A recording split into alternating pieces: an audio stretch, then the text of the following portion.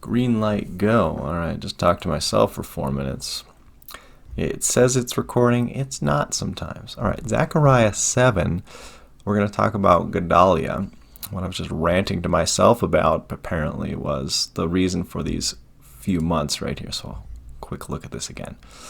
All right, so we have the 4th year.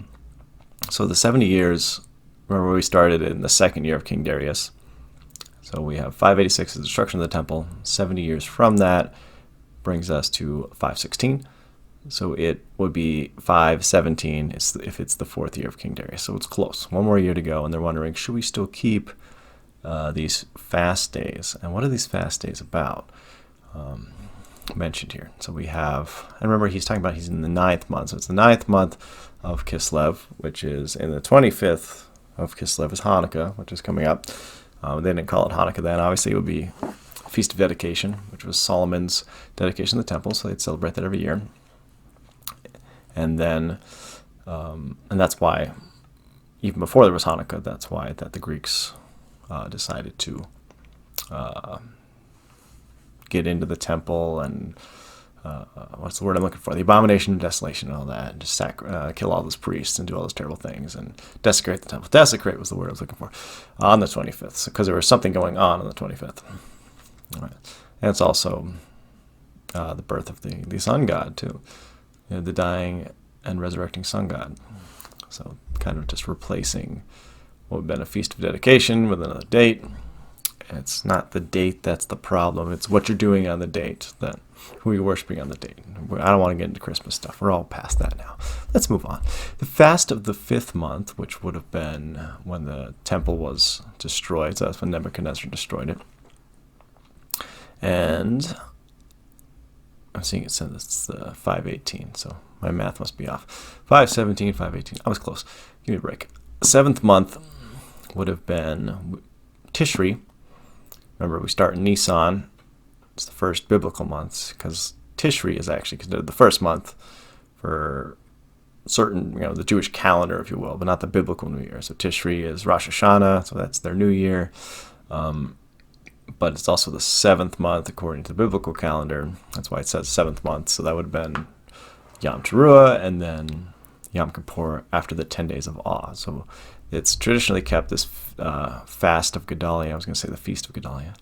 Fast of Gedaliah is on the 3rd day, just so it doesn't coincide. And it just makes more sense because Yom Teruah is a celebration day, not necessarily a fasting day. It starts after that. So we're going to read about Nebuchadnezzar and we're going to read about Nebuchadnezzar. We're going to read about Gedaliah from Josephus and see what he has to say there. So I'll be learning as well. I've read this in the past, but I just don't remember much about Gedaliah.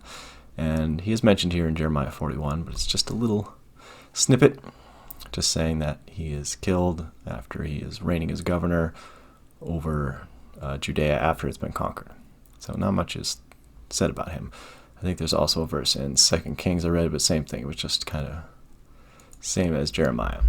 So how Nebuchadnezzar set Gedaliah over the Jews that were left in Judea, which Gedaliah was a little afterwards slain by Ishmael, and how Johanan, after Ishmael, was driven away and went down to Egypt with the people which Nebuchadnezzar, which people Nebuchadnezzar, when he made an expedition against the Egyptians, took captive and brought them away to Babylon.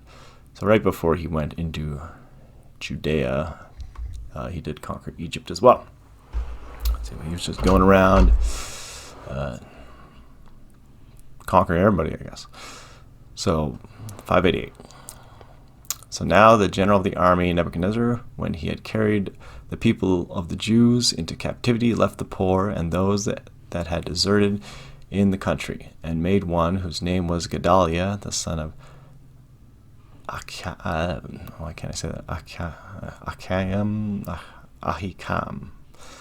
I remember reading that name before. It was easier to say, but obviously these are pronounced a little differently. A person of noble family, their governor, which Gedaliah was of a gentle and righteous disposition. He also commanded them that they should cultivate the ground and pay an appointed tribute to the king. Right? The goal was not to just lay waste to the land, but get it going again so it could produce crops and pay tribute. That's the point of conquering nations, not just to take people as slaves, which is profitable, sure, but you have this land, you just want to leave it there barren. So he also took Jeremiah the prophet out of prison and would have persuaded him to go along with him to Babylon, for that he had been enjoined by the king to supply him with whatever he wanted. I'm going to blow this up. I don't know why. That'll help. Ooh, there we go. I don't know if that helps. Now I lost my place. A prophet to follow him, nor to dwell anywhere else, but glad to live in the country and in the miserable remains of it. And when the general understood what his purpose was, he enjoined Gedaliah, whom he left behind, to take all possible care of him and to supply him with whatever he wanted. So when he had given him rich presents, he dismissed him. Accordingly, Jeremiah abode in a city of that country, which was called Mishpah, and desired of Nebuchadnezzar that he would set at liberty his disciple Baruch, the son of Neriah, one of a very eminent family, and exceedingly skillful in the language of his country. I think we mentioned the book of Baruch last time. Scribe of Jeremiah. So when Nebuchadnezzar had done thus, he made haste to Babylon. But as to those that fled away during the siege of Jerusalem and had been scattered over the country, when they heard that the Babylonians were gone away and had left a remnant in Jerusalem, I'm going back to the way it was. It's easy to read that way. Now I have to scan across. Sorry guys. When he joined, he left behind Mishpah. Okay. Sorry. When Nebuchadnezzar had done thus, he made haste to Babylon. But as those that fled away during the siege of Jerusalem had been scattered over the country, when they heard that the Babylonians were gone away and had left a remnant in the land of Jerusalem, and those such as they were to cultivate the same, they came together from all parts to Gedaliah to Mishpah. Now the rulers that were over them were Johanan the son of Kareah, and Jezaniah, and Seraiah, and those besides them. Now there was a royal family, one Ishmael, a wicked man, very crafty, who during the siege of Jerusalem fled to Baalis, the king of the Ammonites, and abode with him during that time.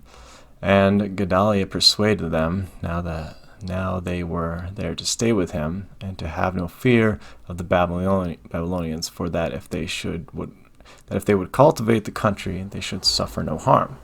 This he assured them by oath, and said that they should have him for their patron, and that if any disturbance should arise, they would find him ready to defend them.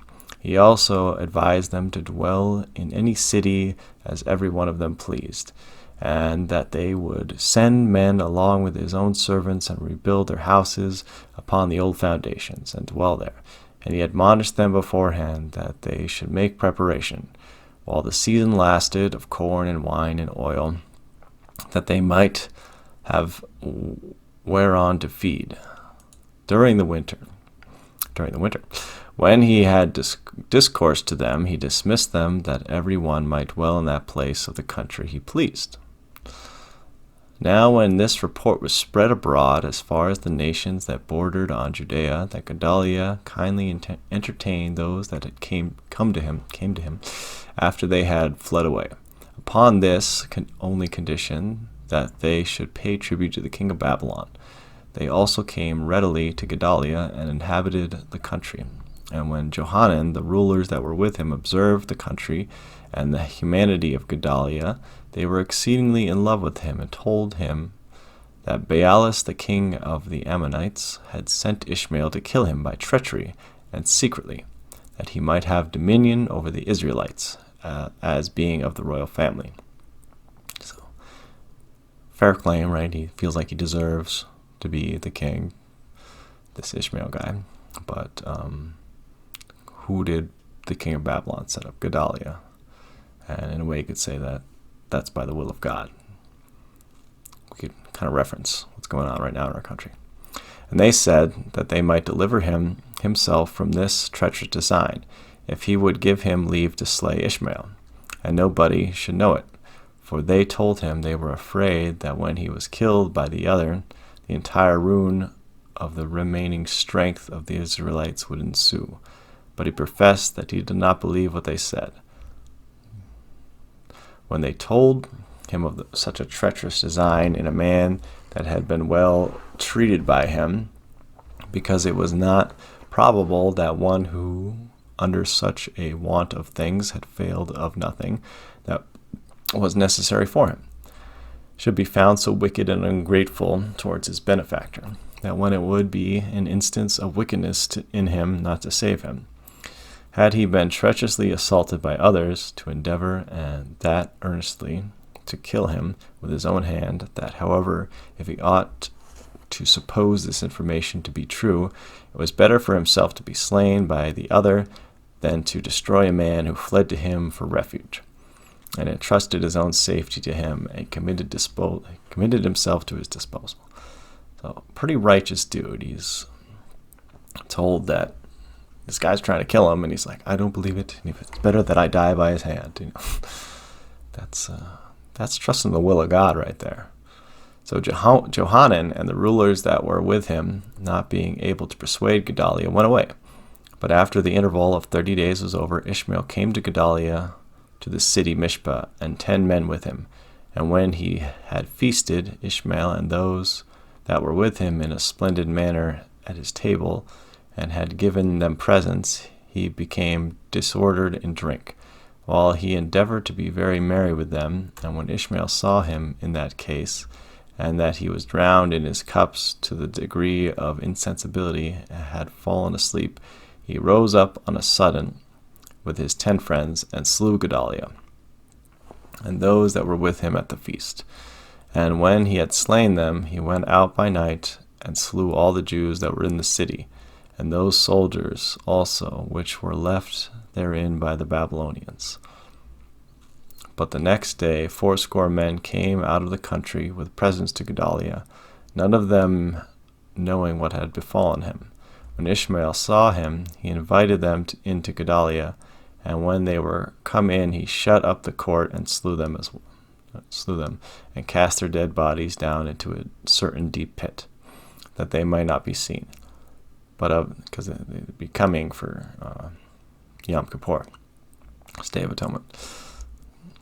But of these 80 men, Ishmael spared those that entreated him not to kill them, till they had delivered up to him what riches they had concealed in the fields, consisting of their furniture and garments and corn.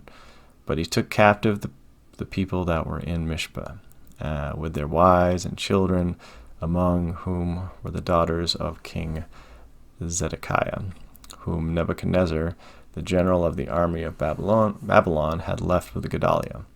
And when he had done this, he came to the king of the Ammonites.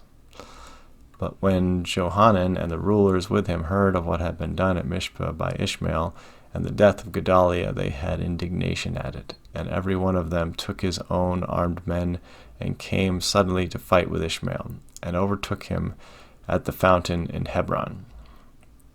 And when those that were carried away captives by Ishmael saw Johanan and the rulers, they were very glad, and looked upon them as coming to their assistance.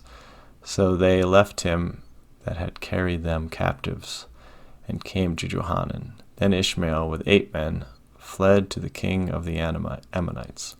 But Johanan took those whom he had rescued out of the hands of Ishmael, and the eunuchs and their wives and children, and came to a certain place called Mandra.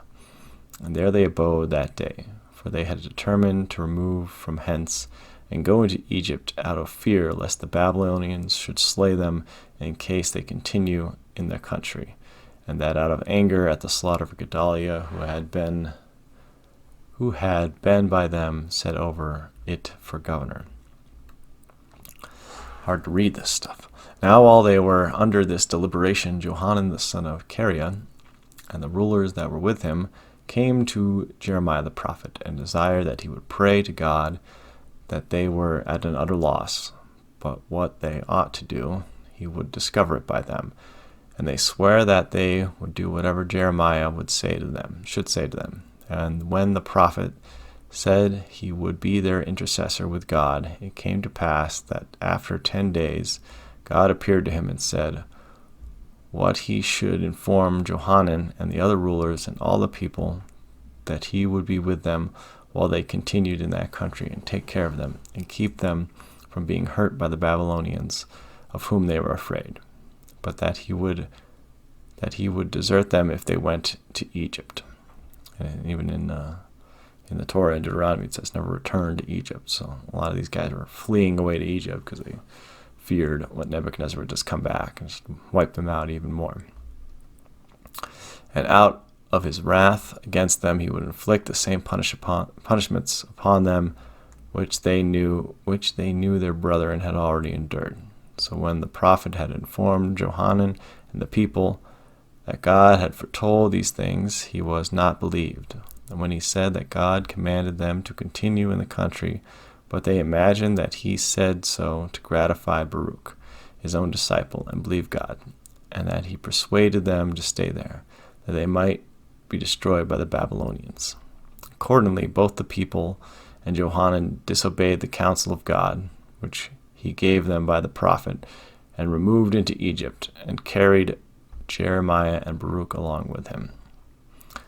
So he's like, asks them to pray for God, and he's like, well, this is what God says. Like, well, we don't believe you. We're going to run away anyways. Crazy. And when they were there, God signified to the prophet that the king of Babylon was about making an expedition against the Egyptians, commanded him to foretell to the people that Egypt should be taken, and the king of Babylon should slay some of them, and should take others captives, and bring them to Babylon, which things came to pass accordingly. For on the 5th year after the destruction of Jerusalem, which was the 23rd of the reign of Nebuchadnezzar, he made an expedition against Syria, and when he had possessed himself of it, he made war against the Ammonites and the Moabites. And when he had brought all those nations under subjection, he fell upon Egypt in order to overthrow it. And he slew the king that then reigned, and set up another. And he took the Jews that were their captives, and led them away to Babylon. And such was the end of the nation of the Hebrews, as it hath been delivered down to us, it having twice gone beyond Euphrates. For the people of the 10 tribes were carried out of Samaria by the Assyrians in the days of King Hosea,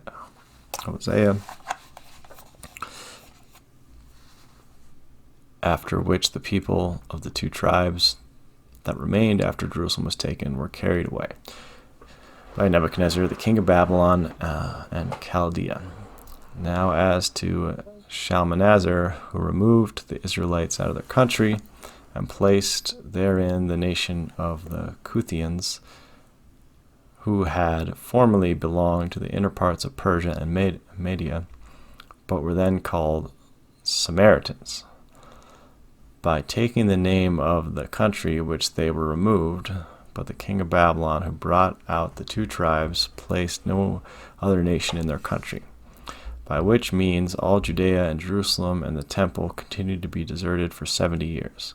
By the entire interval of time which passed from the captivity of the Israelites to the carrying away of the 2 tribes proved to be 130 years, 6 months, and 10 days.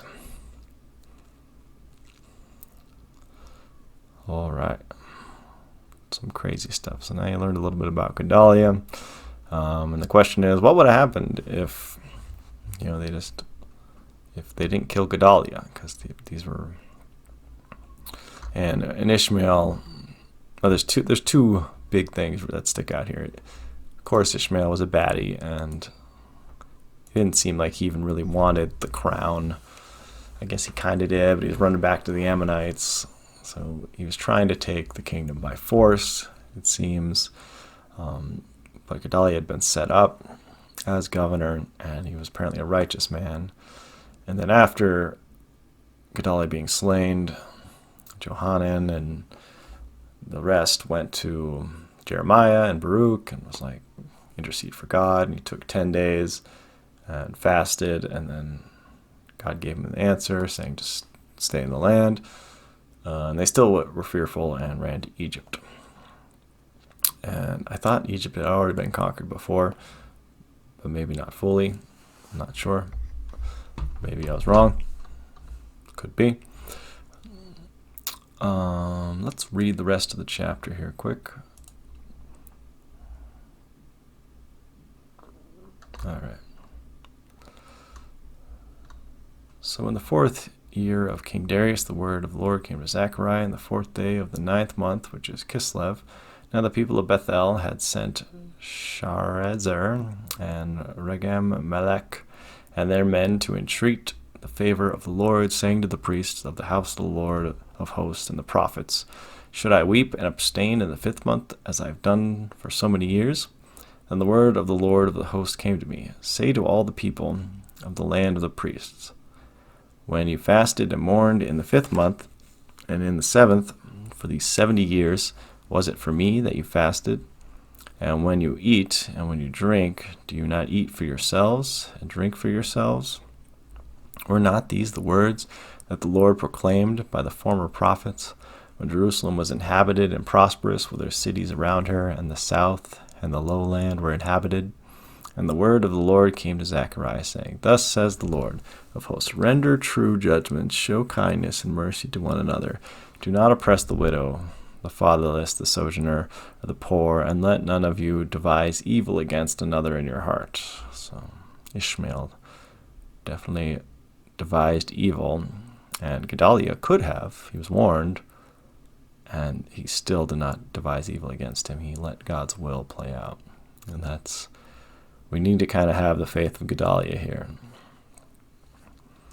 And just because it seems like it didn't work out for Gedaliah, he stayed true, and he did his part.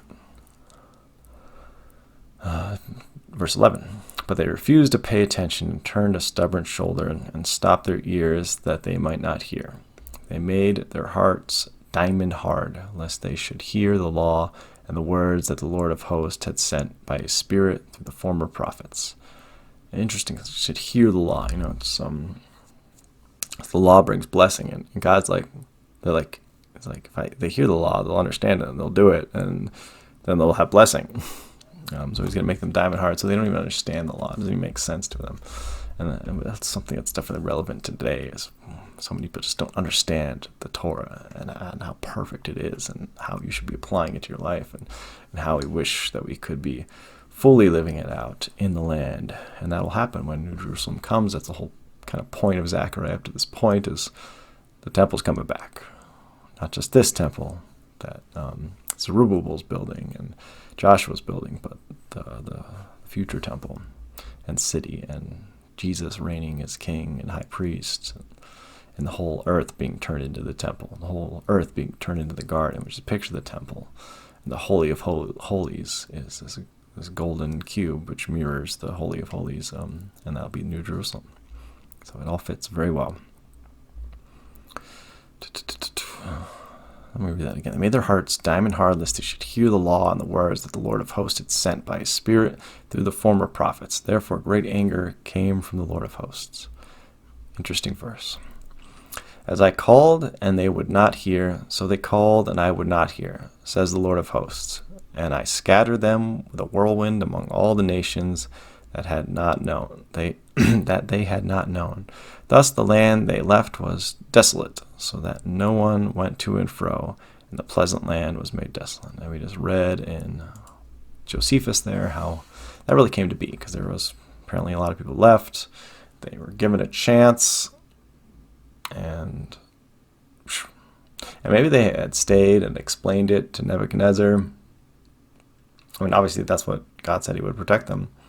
They continued to cultivate that land, but they were so hardened and so fearful that they missed that chance. And I see kind of a parallel with the destruction of the temple in 70 AD. All these people were fighting amongst themselves, the Idumeans and those who were following Jason, and all just fighting amongst each other in Jerusalem instead of actually, and they were so sure that, God wouldn't let his temple fall. They still had to sacrifice their lives. But even with that passion, it was misplaced. because it was God's will, and they were essentially fighting against God's will. And it's kind of what I see Ishmael doing here. He's fighting against God's will. He's slaughtering Gedaliah. And Gedaliah surrendered himself to God's will. And I think we definitely need to do that in our time in this country, surrender ourselves to God's will, because trials are coming.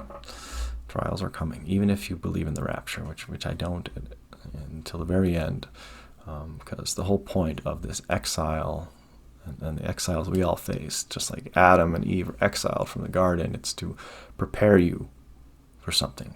Exile is to prepare you spiritually, physically, for an Exodus type event, which will be trials. You can think, we're trials now, and they're building and strengthening our faith for a journey to come.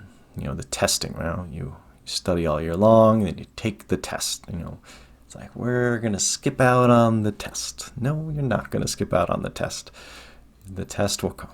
So you got to study, and if you don't study, you're going to fail the test. You're not going to be ready for the test. You might not even see the test coming. I remember being in Spanish, and she gave the instructions for the test in Spanish, and I didn't know. That's the only time I walked in and was like, oh, we're having a test today. It's a terrible feeling. I can imagine that's going to be like for some people, like, oh, it's the Lord's test today. Not good. Don't be me in Spanish class. Never did so well with Spanish. I like anatomy and history. Not so good with languages. That's what Blue Letter Bible's for, right? All right.